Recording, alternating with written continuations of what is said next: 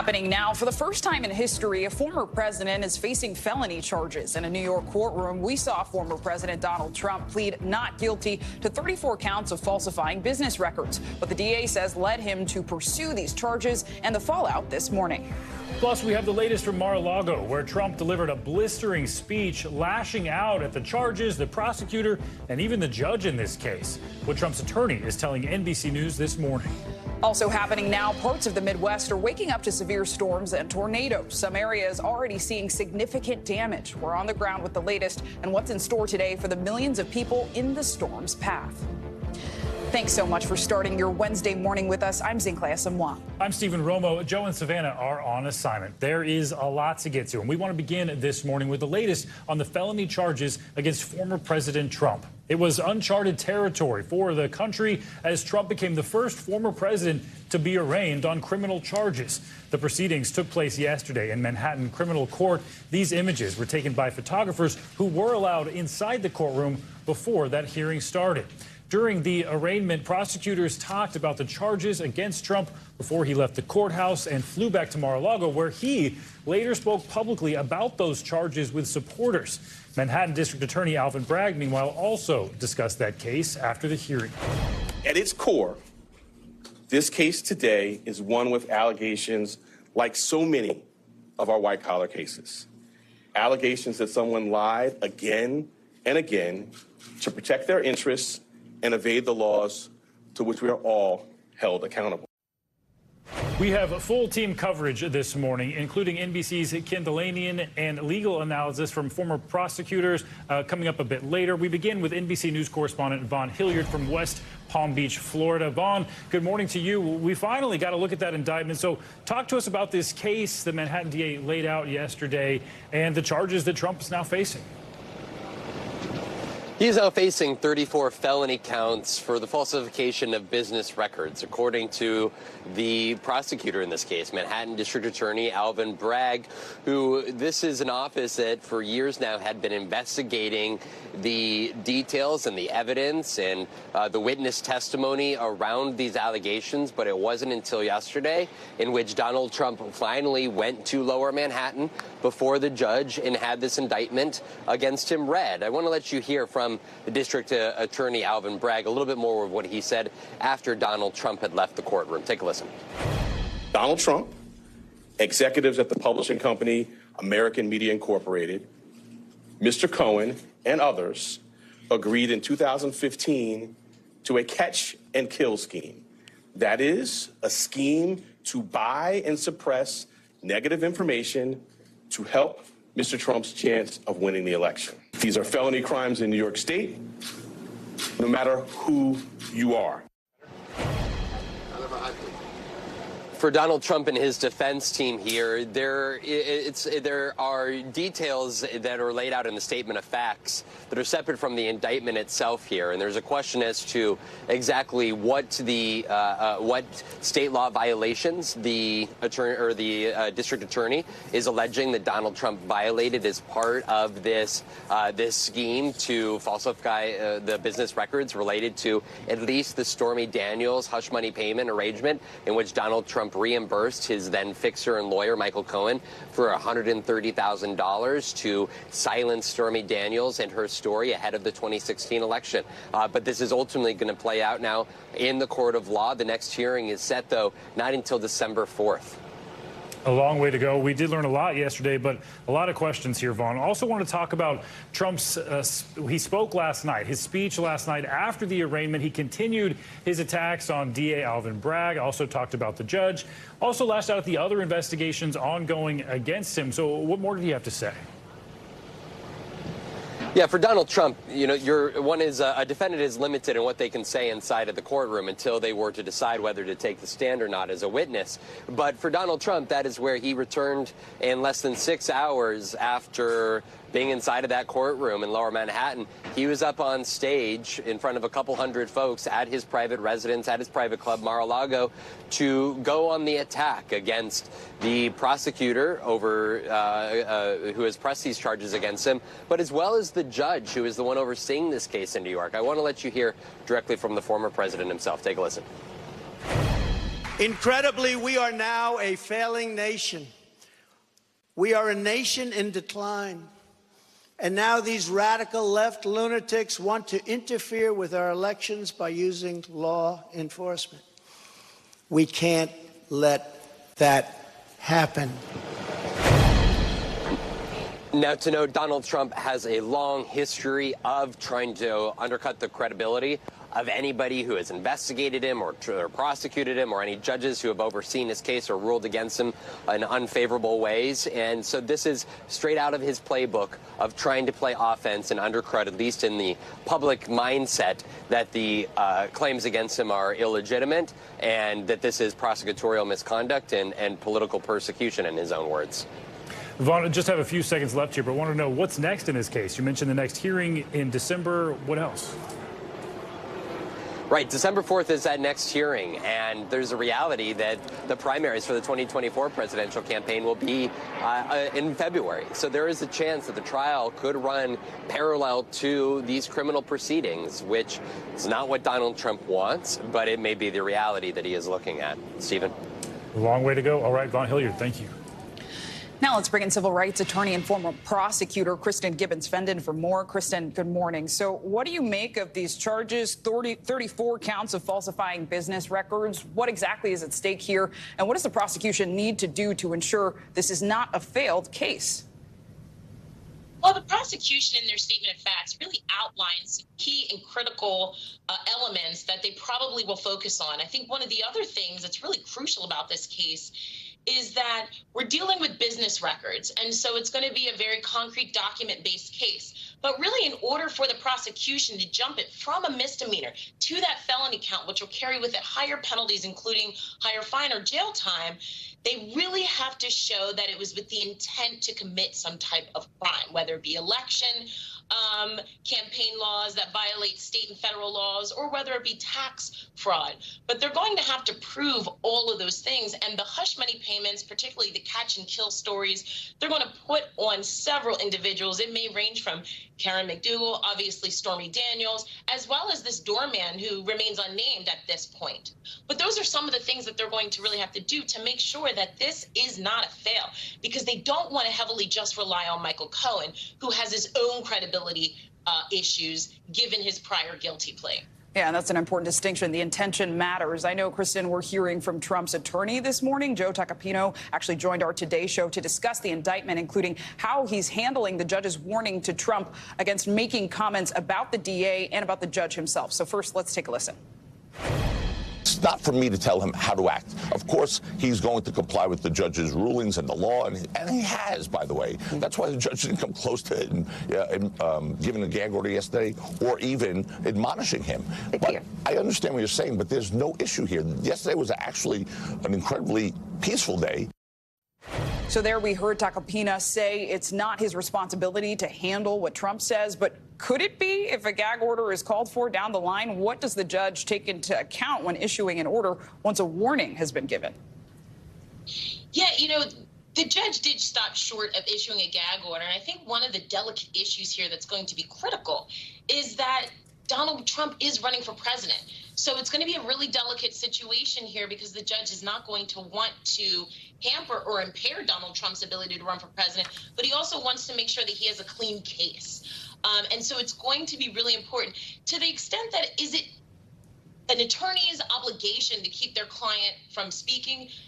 Yes, because the attorney is the one who wants to make sure that Donald Trump stays out of jail, and even better, not have a conviction. So he's got to tell his client, stop talking, stop releasing these photos. And quite frankly, he's going to have to go beyond Donald Trump to Donald Trump's family members and any other followers who could potentially taint a jury pool or have any issues on ruining the integrity of the criminal justice process in this case. Well, important analysis. Kristen Gibbons-Fendon, thank you so much.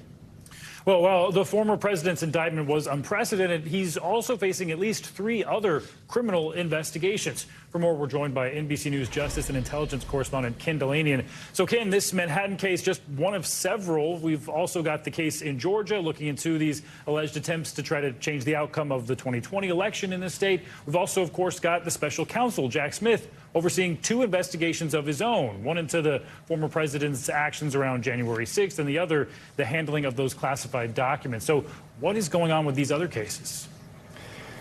They are all proceeding at a pretty rapid clip, Stephen. In Georgia, the special grand jury has recommended that the prosecutors seek unspecified indictments, and now we're simply in a waiting pattern to see whether she will do that. Remember, that case revolves around Donald Trump's alleged efforts, along with his allies, to try to overturn the presidential election, focusing on that state and his call with the Secretary of State asking Brad Raffensperger to find an exact number of votes. So we wait to see what happens in that case. Meanwhile, these 2 investigations run in parallel by the special counsel, Jack Smith, one involving some of the same January 6th issues except nationally, and then the separate one involving those classified documents found at Mar-a-Lago. They have been really active in recent weeks as we've been paying close attention in New York. You know, Jack Smith's been winning a number of secret rulings from federal judges requiring Trump allies to testify before grand juries in both of those cases, including Vice President Mike Pence. And in the Mar-a-Lago documents case, it really seems like it's getting close to the end, and a lot of legal experts expect that we could see charges in that case rather soon. So this New York indictment, does it play into the other investigations at all? Now those prosecutors, they don't have to broach that history like Alvin Bragg did. Does that make any effect here?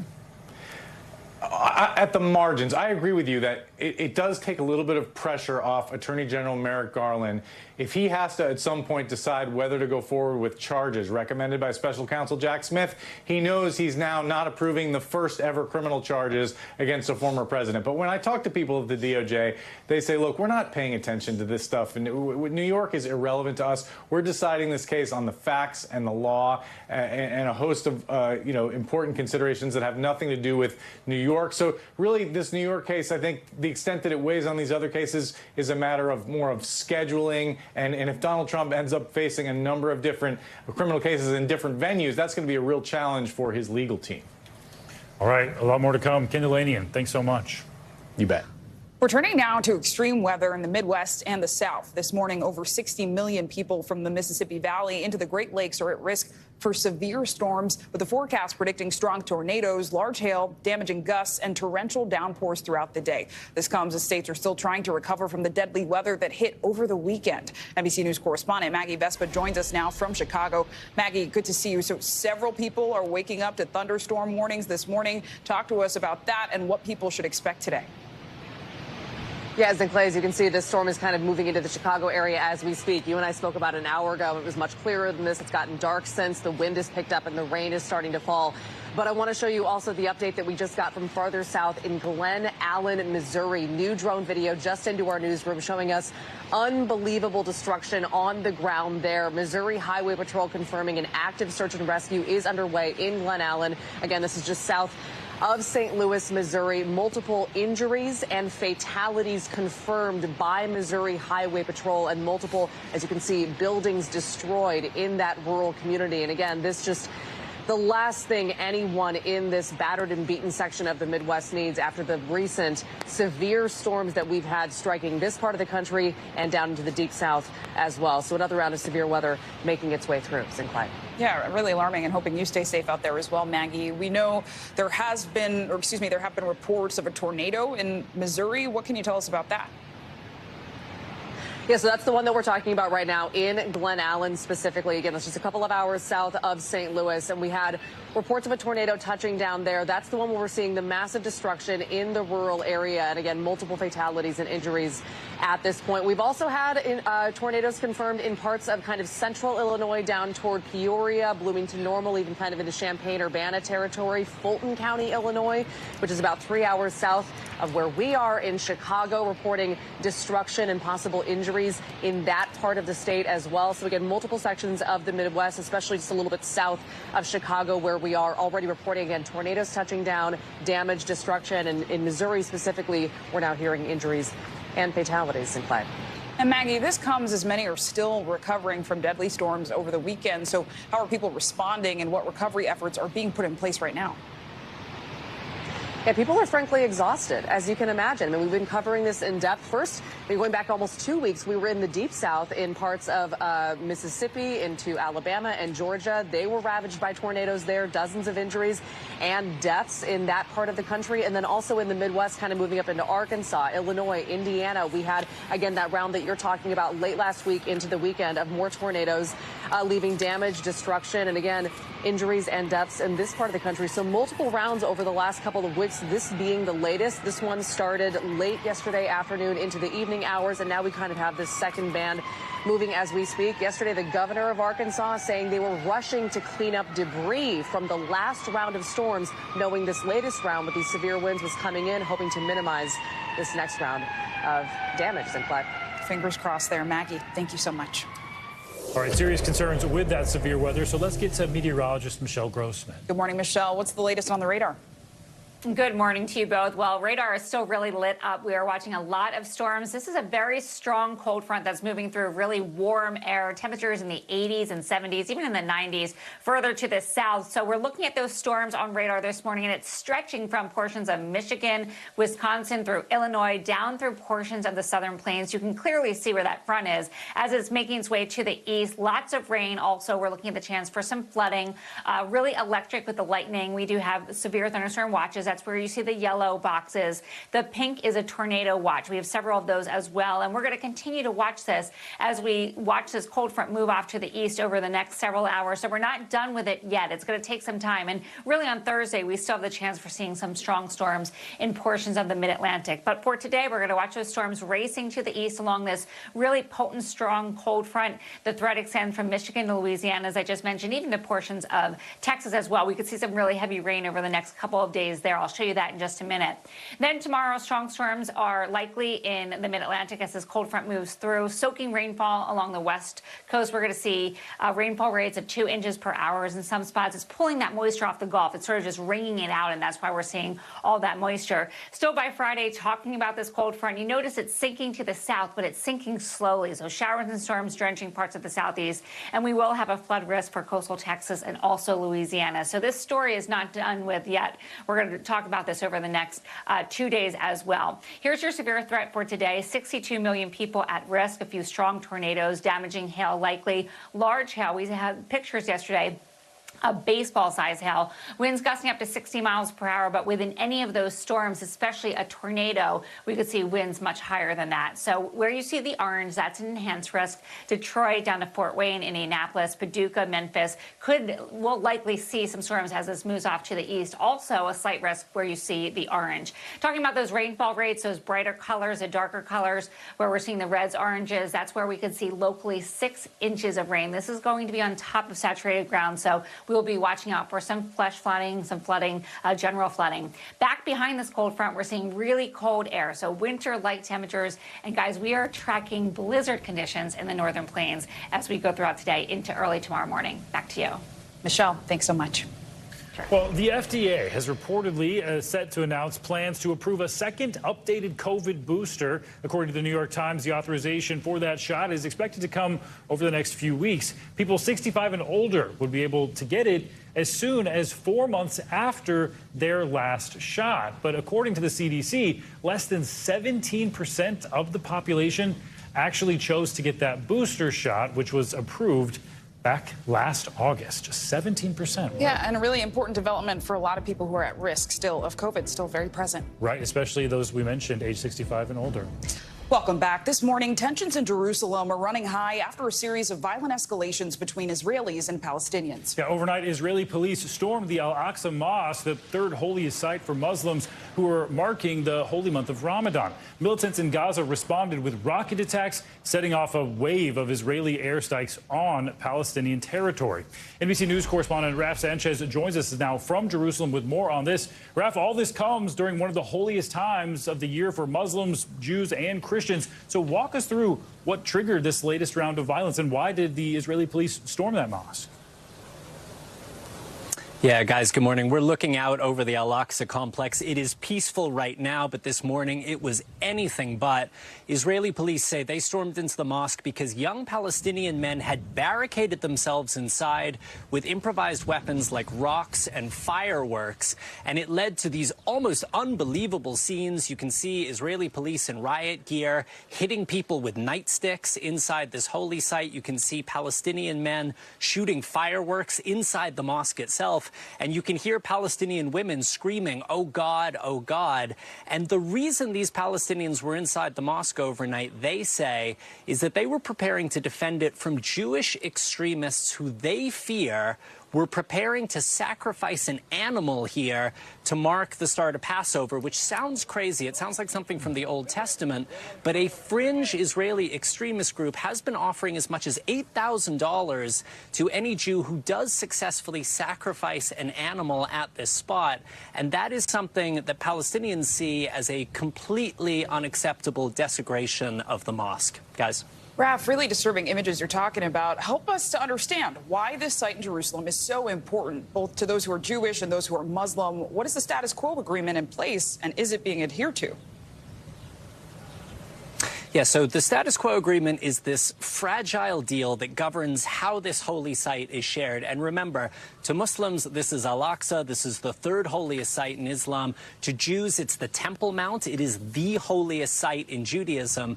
And under this so-called status quo agreement, Jews can visit here, but only Muslims can pray here. And for some more religious Israelis, that is seen as unfair. They say religious freedom dictates that anyone should be able to worship here.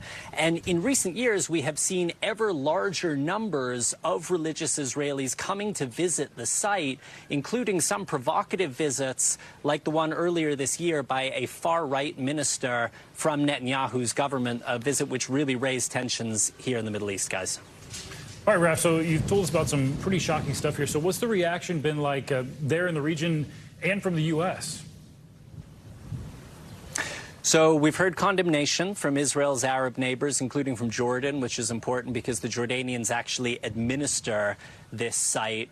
And the fear here in the region, but also I'd say in Washington, is that both sides are potentially heading for escalation. Netanyahu, on the one hand, is under real pressure from the far right of his government to be tougher with Palestinians, both here in Jerusalem, but also in Gaza. We've seen one far right minister today tweeting he wants to see increased airstrikes in Gaza in response to those rockets. And similarly, Hamas, based in Gaza, but wants to present itself to the Palestinian people and to the Muslim world as the defenders of the Al-Aqsa Mosque, so they have no problem with shooting rockets from Gaza in response to what's happening here in Jerusalem, guys. Concerning tensions. All right, Raf, thanks so much. Thank you. Now, for the latest on Wall Street Journal reporter Evan Gershkovich, who was detained in Russia last week. He was arrested on allegations of espionage, charges the Journal denies. In a letter to staff, the paper's editor-in-chief said Gershkovich met with his lawyers for the first time on Tuesday. She said he was in good health and grateful for the support, adding she was encouraged by the meeting. The White House says it's pushed hard for Gershkovich's release. Well, for the first time, we're hearing from the heroic police officers who responded to that deadly mass shooting last week at a Christian school in Nashville. NBC News correspondent Kathy Park brings us their story. These are the first responding officers who charged into the Covenant School in Nashville to stop a killer, firing more than 150 rounds. I couldn't get to it fast enough. Not knowing what I was walking into, I went through that door with purpose. Within minutes of arrival, they described the urgency to save lives. Saw shell casings on the ground, bullet holes on the door, so I immediately made entry. Officers Rex Engelbert and Michael Colazzo ended the bloodshed that took the lives of 6 innocent victims. Their body cameras giving us a glimpse of how they jumped into action. Once we started hearing the first shots, that's when everything kind of kicked into overdrive for us. We had to push past the victim because we continue to hear more shots being fired. Their quick response called heroic as they put their own lives on the line without any hesitation. They were so in tune to trying to get in and take this threat down, that they didn't think about their own safety. Nashville police still have not released a motive in the shooting, but authorities say the attack had been planned for months, and the suspect considered the actions of other mass murders. A search warrant at the assailant's Nashville home uncovered a trove of clues, including shotguns, ammunition, journals, yearbooks from the Covenant School where Audrey Hale was a former student, and a suicide note. As the investigation presses on, a renewed passion to protect. Me personally, I took an oath on June 4th of 2012 to serve and protect this community. My family sometimes comes second. It has to. Meanwhile, this heartbroken community still struggling to make sense of this tragedy. Kathy Park, NBC News. We're back now with the results of that major Supreme Court race in Wisconsin we've been following. Liberal-leaning Judge Janet Protasiewicz beat out her conservative opponent, former Supreme Court Justice Daniel Kelly. This has been one of the most closely watched and expensive elections of the year, and it flips the balance of power on that court. Now, for the first time in 15 years, liberals have control of that court. Correspondent Shaquille Brewster has been following this race. He joins us now from Milwaukee with more on this. That's right. Good morning, Shaq. So first, can you just tell us what happened? Because I know Daniel Kelly did not exactly concede in a typical or quiet manner, did he? No, not at all. And I also confirmed from the Protasiewicz campaign that she did not receive a call after this really intense campaign that we saw. It was a contentious and vicious campaign. And yes, you mentioned Daniel Kelly did not go out quietly. This is one that resulted in liberals winning the Supreme Court for the first time in 15 years. And I want you to listen to what we heard from the conservative candidate and his reaction to that. I do not have a worthy opponent to which I can concede. This was the most deeply deceitful, dishonorable, despicable campaign I have ever seen run for the courts. It was truly beneath contempt. My opponent is a serial liar, and this is the future that we have to look forward to in Wisconsin. And that was not it. I want you to pull up what he ended his speech, how he ended his speech. It was with this biting quote. He said, "I wish Wisconsin the best of luck. I think it will need it." So definitely did not go out quietly after that contentious and record spending in this Supreme Court battle. Some strong words there. Yeah, absolutely. Well, Shaq, you've been talking to people there about these issues. Based on what you've heard, is this outcome, was this a surprise to folks? It was somewhat of a surprise for sure. I mean, there was no polling coming into this race, no public polling at least. There were some leaked internal polls that showed this race within the margin of error. But for this to be about a 10-point victory in this tight battleground state, yes, that was definitely surprising. And you kind of sense that from Janet Protasiewicz, who actually was out off the campaign trail the past couple of days because she was sick. You could tell she was feeling much better after last night. Listen to a little bit of her victory speech. Wisconsin voters have made their voices heard. Yes.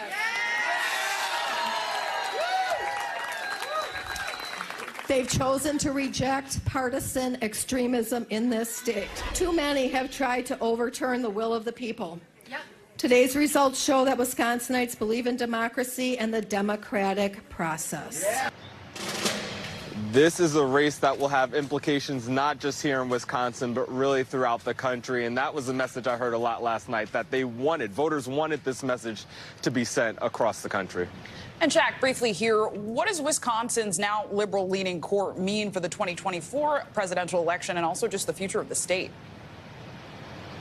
Well, it means that a lot of the divisions between the Democratic governor and the Republican legislature might end up being settled by this now liberal Supreme Court. So we're talking about things like abortion law, where abortions are essentially banned in the state of Wisconsin, redistricting, those exact lines for members of Congress and members of the legislature here. Also election rules when you look at 2024. So this will have implications not just immediate for Wisconsinites, but for people all across the country. Shaquille Brewster, thank you so much. All right, Shaquille, thanks. Well, and we have another winner to report in another race, this one for Chicago mayor. Brandon Johnson, a progressive and former teacher, clinched that win over fellow Democrat and former Chicago school system CEO Paul Vallis. It was a close race throughout the night, with Johnson leading by only 16,000 votes at one point. Johnson's expected to be sworn into office next month, and he will become the city's 57th mayor. Turning now to some medical news. We have some good news for those wind-down wine drinkers, as a new study shows that having a glass or two a day may not be so bad. Interesting. Plus, how having a pet may help your children later on in life. So let's dig into this with NBC News medical contributor Dr. Kavita Patel. Thank you for joining us this morning, Dr. Patel. So let's start with that new study showing a glass of wine a day may be okay. I like the rhyme as well. And also that while daily drinking may not hurt you, it won't necessarily help you live longer. So talk to us about what the study found. Yeah, Zinkley, this was the study of studies. It was 40 years of looking at over 100 studies and trying to understand what the association is really between drinking and mortality and whether it could cause death. And what we found, which is a little surprising, is that we used to think, I used to tell patients, you know, that glass of wine at night could actually help your heart, could be good for you. Turns out it's not necessarily bad for you, but also doesn't necessarily give you much protection. So less than 2 glasses a day, 1 to 2, is totally fine, depending on any other medical conditions you have. But here's what some people were surprised by, that even drinking just 2 to 4 glasses, for women 2, for men 4 glasses a day, could actually increase your risk of death. And so this just sheds more and more light that not just we get to our doctor's orders here, that everything in moderation may not work for alcohol. So you really have to tailor this. And if possible, try to take that dry January that a lot of people were trying to take that and do some damp weeks or damp months, where you designate certain days of the week where you just avoid alcohol altogether. And then again, engage in less than 2 drinks on any other days. That resonates deeply. I gave up alcohol for Lent, so, you know, a damp month. There you go. Yeah. Damn, I like that. Well, Dr. Patel, I also want to ask you about this study that's out concerning stuff, but 1 in 5 women say they would skip additional testing after an abnormal breast scan if they had to actually pay a deductible for it. And we know that just last week, a Texas judge actually struck down an Obamacare provision that required insurance companies to cover those preventative services, which would include things like cancer screening. So talk to us about that study and an effect like this Texas one could have on women's health. Yeah, Stephen, this hits home. Not only do I have family members with breast cancer, I have many patients where having that law changed in 2010 was a game changer, and allowing for women to get free access and lots of other preventive services, but important free access to breast cancer services screening. In a survey done of over 800 women, they found that up to 21% of women said that if they had an abnormal mammogram, Stephen, abnormal, not a normal reading, that they would not follow up with the tests that are recommended after an abnormal mammogram. That could translate to thousands of cancers and lives that could be lost just because of something that could have been avoided with payment. Doctor's orders here, really, Stephen and Sinclair, are to try to get to know your benefits before you go so that you can understand what your costs might be if you indeed have one of those abnormal tests. And then regardless of that, look into local resources. Many local clinics and local charities have been trying to help people with any of these out-of-pocket costs. A very important issue, especially in light of that recent Texas ruling. Yeah, and Dr. Patel, briefly here, I know research shows, in a different note, that having pets around your kids may help them from developing allergies later in life. Why is that? Yeah, so we knew that dogs might have a protective effect, or at least help pregnant women to have babies that have less food allergies. We've seen a rise in food allergies over the last several decades, up to 10% of American children that might have some sort of allergy, usually a milk or nut allergy. And this was a study that was done in Japan that looked at over 65,000 infants and saw that there could be a protective effect, or at least a reduction of the risk of allergies, 14%, with cats and dogs. Good news here, pets can be part of a healthy household. And the last doctor's order of the day, the 2 P's of pregnancy. Plan and prepare for any pets that you have. Talk about it with your doctor. We love another reason to get a pet. Dr. Kavita Patel, thanks so much. Thank you. Welcome back. President Biden is calling on Congress to pass laws to protect kids from the risks of artificial intelligence. But with AI advancing so fast, can parents and even the law keep up with it? Our own Savannah Sellers has that story. Parenting is hard enough without all of this. Since ChatGPT exploded onto the tech scene last fall, parents like Sarah and Josh Stopik have been racing to keep up, worried about how AI will impact their 12-year-old's learning. He said, but some people have gotten caught using it. And we said, okay, well, if we ever see you using that, don't. ChatGPT parent company OpenAI has launched tools to catch cheating, but concerns about teens and artificial intelligence go beyond the classroom. Every company out there is saying, like, we got to have our AI products. That feels dangerous to me. Washington Post tech columnist Jeffrey Fowler has been experimenting with Snapchat's new My AI chatbot, which for a monthly fee is placed prominently in the app so popular with teens. It says my birthday is March 10th, 2009. So the AI, as far as it knows, thinks that you are 14 years old. We asked about alcohol, then marijuana. My AI immediately catching on. It's illegal for anyone under the age of 21 to purchase. But deeper into our conversation, I think we might smoke some pot. How do I hide the smell? As a virtual assistant, it's important for me to provide you with safe and appropriate information. And then, that being said, here's how to hide the smell of pot in your house. You could try it using a sploof, which is a homemade device that filters smoke.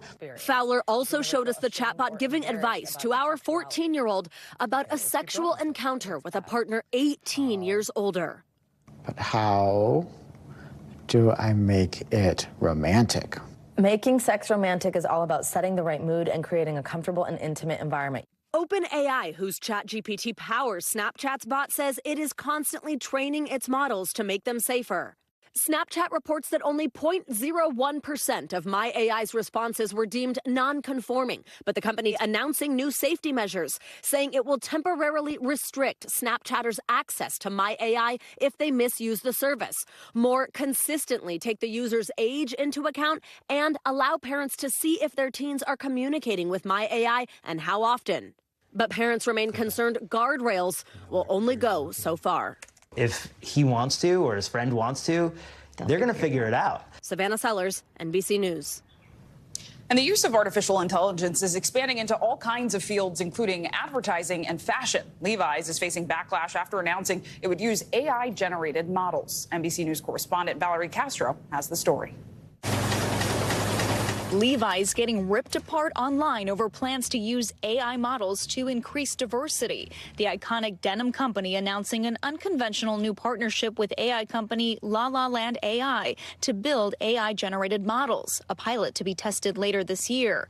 The announcement turning heads immediately from think pieces to social media, many posing the question, why not just hire diverse human models? We're going to create fake black models. Levi's responding, adding to the original press release that it doesn't see the pilot as a substitute for real action on diversity and that the AI technology can help them publish more diverse body types faster, since photo shoots are generally, quote, limited to 1 or 2 models per product. But the trend is still scary to Tiaji Anati, a professional model with Wilhelmina Models. I always thought like, oh yeah, a computer can't take my job. And I'm like, oh, wait, actually, can it? She worries how AI could impact beauty standards. Will these artificial models, will they tap into the stereotypes of what it is to be like a person of color or a person of a certain gender? Dr. Moya Bailey, Associate Professor of Communications at Northwestern University, says the company's announcement complicates equity efforts. It's about shifting the perception of the company and not actually shifting our culture and making room for more bodies, more people who actually hold these identities. We reached out to La La Land AI and have not heard back. But one controversial term already making its way into the conversation, digital blackface. Coined by Joshua Lumpkin Green in 2006, digital blackface refers to the way which technology allows non-black people try out black identities online. Corporations and other entities can take on and appear to be part of a community and culture that they're not actually connected to. Companies have run into trouble with black avatars in the past and been criticized for digital blackface. Just last summer, music mogul Capitol Records blasted for signing on an AI-generated rapper, FN Mecca. Critics saying the non-black creators of FN Mecca perpetuated black stereotypes and derogatory language, according to Variety. The deal was soon canceled, and our efforts to reach FN Mecca's creative team were unsuccessful. But one creator told the New York Times, quote, "It's literally no different from managing a human artist, except that it's digital," adding, "It was actually one of the most diverse teams you can get. I'm the only white person involved." Digital blackface shifts attention from actual Black people and resources. It's a growing concern as generative AI in text, voice, images, and video gets better and better. But no matter how far the technology advances, for Anadi, one thing will always be real. We're here and we are available, and we want to see our own. Our thanks to Valerie Castro for that report. And La La Land AI did not respond to our request for comment, but you can create your own AI model on the company's website and design a 3D outfit on it for $99. Levi's is making this move in the wake of announcing about 800 job cuts last year in an effort to lower costs. All right, to some financial headlines now. Johnson & Johnson poised to shell out billions to resolve thousands of lawsuits, all linked to their baby powder. Yeah, CNBC's Silvana Henao joins us now with that and other financial headlines. Good morning, Silvana. Good morning, Zinkley. Good morning, Stephen. Yeah, so Johnson & Johnson is proposing to pay nearly $9 billion to settle lawsuits alleging its talcum powder causes cancer. Now, that's more than 4 times the amount that the company previously set aside for a potential settlement. Under J&J's proposal, a subsidiary will refile for bankruptcy and seek court approval for a plan that would result in one of the largest product liability settlements in U.S. history. The $8.9 billion would be payable over the next 25 years. The company says the revised amount is backed by more than 60,000 parties that have filed lawsuits. And J&J isn't admitting any wrongdoing as part of the proposed settlement. Expedia has launched an in-app feature powered by ChatGPT. This is for users to start conversations and get hotel, flight, and travel recommendations. The tool is only available in the app, and for members, Expedia's travel sites include Expedia, Hotels.com, VRBO, and Orbitz, guys. So I don't know. Humans are just, well, are we just all going away? It sounds like it. Exactly AI is here to stay. Yeah, it's everywhere and very fast. All right, very Silvana, fast. Thanks so much. All right, I love this next story. It's an amazing one about 2 best friends who traveled around the world in 80 days at the age of 81. They've been sharing their adventures on social media and reminding us all age really is just a number. NBC News correspondent Ellison Barber has their story. Meet Ellie Hamby and Sandy Hazlitt. 81 years young and traveling the world in about as many days. I just mentioned to Ellie one day, wouldn't it be fun to go around the world in 80 days at age 80? And Ellie's eyes got big and she said, woohoo! And she started making plans. So we had it all planned, all tickets, and COVID shut us down last year. So our new theme is around the world in 80 days at 81 and still on the run. Don't lift your head up, I promise. They've seen Egypt's pyramids from all angles. And in Finland, Oh, it's got a baby. they relied on 4-legged friends to traverse the snow. In Japan, strangers helped them navigate Tokyo's complex subway system. Just having a great time. And in Antarctica, they followed the birds. Vacations are tiring. This is not a vacation. This is an adventure, and each day just revs us up to have another adventure. Sandy is a doctor, and Ellie is a photographer. They're both from West Texas. They've been friends for decades, sharing most of life's ups and downs. Sandy and I both lost our husbands around 20 years ago. Hers a few years before I did mine. They started to travel together back then, but this trip is next level, and they've shared it all on TikTok, gaining thousands of followers and millions of views along their journey. Did y'all ever have a moment on this trip where you were like, okay, we've known each other for decades, but I can't stand you anymore? Did you ever want to tap out from this friendship? No, Not a bit. No. But the only thing that I always joke about is Ellie has longer legs than I have, and I can't keep up with her. 7 continents, 18 countries, all in 80 days.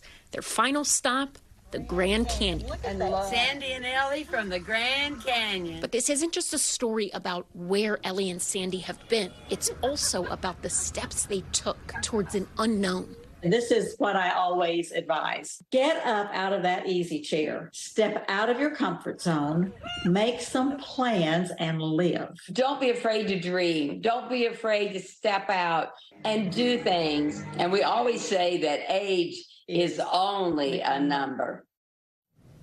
Wow, big fans of them. Thanks to Ellison and Barbara for that story. And Sandy and Ellie, by the way, we thank them for sharing their adventure. They plan to share that possibly in a book coming up to tell us about exactly what happened. Love that so much. Love it so much. That's going to do it for this hour of Morning News Now. The news continues right now. Thanks for watching our YouTube channel. Follow today's top stories and breaking news by downloading the NBC News app.